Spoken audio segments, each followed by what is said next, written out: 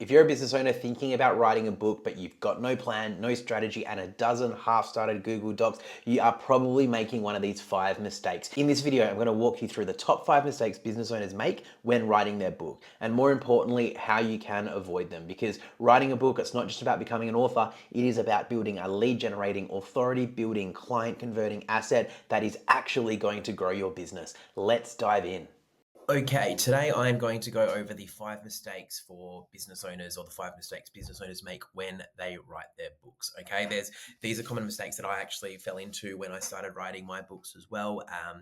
And it's not only till I wrote the second book and third book that I found out that how wrong I did it all in that first writing that first book. So this training is we're going to avoid these 5 big mistakes when writing your book. So the common pitfalls, we'll get into mistake number one, and this is not aligning your book with your business and life goals.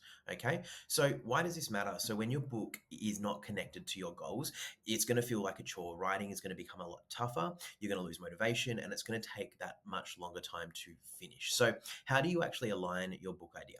So these are questions that you want to ask yourself. What is the primary purpose of this book? So for some, it might be to generate leads. It might be to build authority, create more impact or more influence. Then you want to ask is how this book is going to connect to my business. Is it actually relatable to your business? Can you use that book to implement inside your business as well? So that's what you want to ask is are you writing a book for business growth, but how is it going to connect inside your business? How will you use it?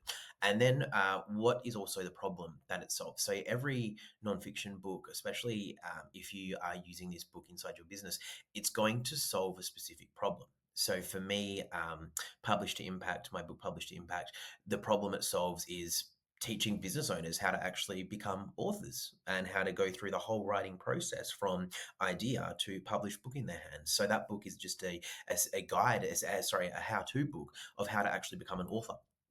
So you want to ask yourself what problem your book solves for your audience, and usually that comes with the problems that you solve for your clients. Okay, so there might be a specific problem that you have that you enjoy coaching. That could be the potential for your book.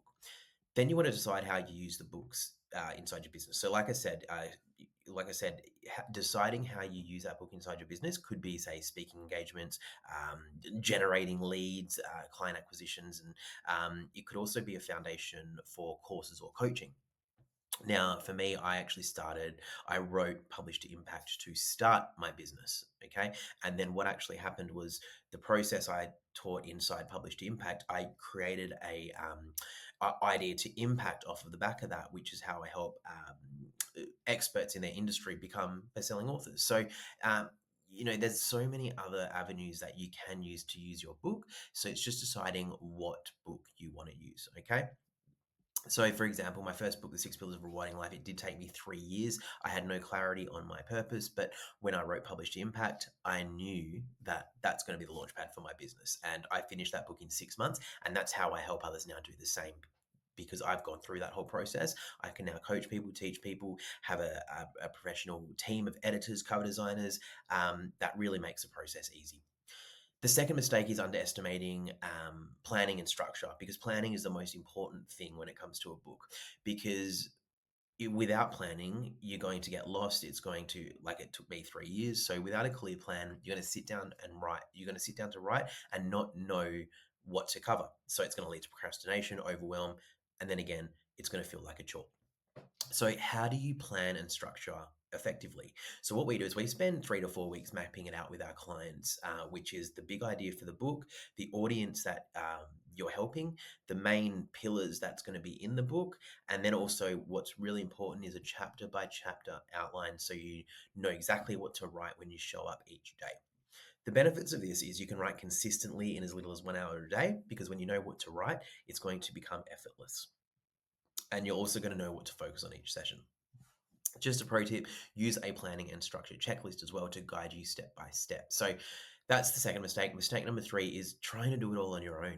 Now, your book is going to represent your brand, and cutting corners, whether that's editing, cover designing, or formatting, is going to show, and it will hurt your credibility. That's why we make sure we have the best team available to you to um, uh, get your book edited, get your book cover designed, all that stuff. So the areas that you might want to get professional help in is I always encourage a professional edit to your book. I will always encourage a professional designer, and I'll always um, encourage a professional formatter, okay?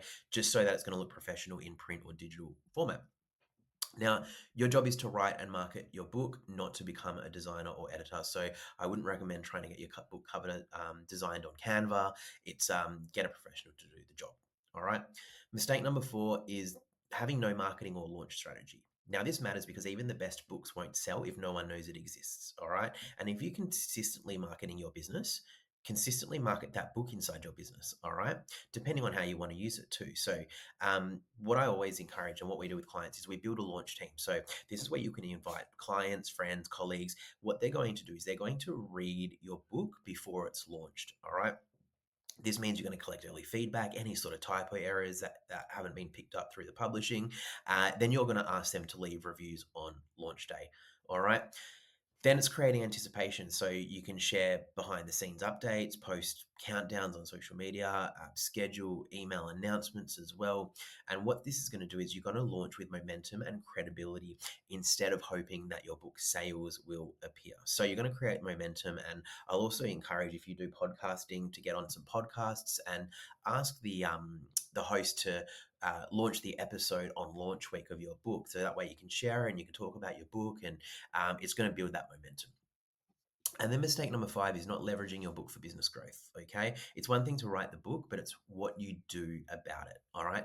Your book is a powerful long term asset. It's going to live longer than you. And if you don't have a plan to use it, you're going to miss out on a lot of opportunities. So there's ways to leverage your book. There's so many ways. So you can just use it. I give my book Publish to Impact away for free. So free giveaways to generate leads. You could include bonus content or training offers, which you can send out your book with. Speaking engagement, so you can create an entire speaking or keynote off of your book. Use that book to create workshops, and again, it's a foundation for courses, group programs. So um, Publish to Impact, I turned into a podcast. All right. So, there's so many other avenues that you can do with your book to leverage inside your business. So, always think about how your book can keep working for you after launch. Okay. So, just to recap, the 5 mistakes to avoid: number 1, not aligning your book with your goals and purpose; number 2, not planning and structuring before writing; mistake number 3, trying to do everything yourself; mistake number 4, no marketing and launch strategy. So you want to make sure you got your marketing and strategy on point. And then 5, not leveraging your book for long-term growth.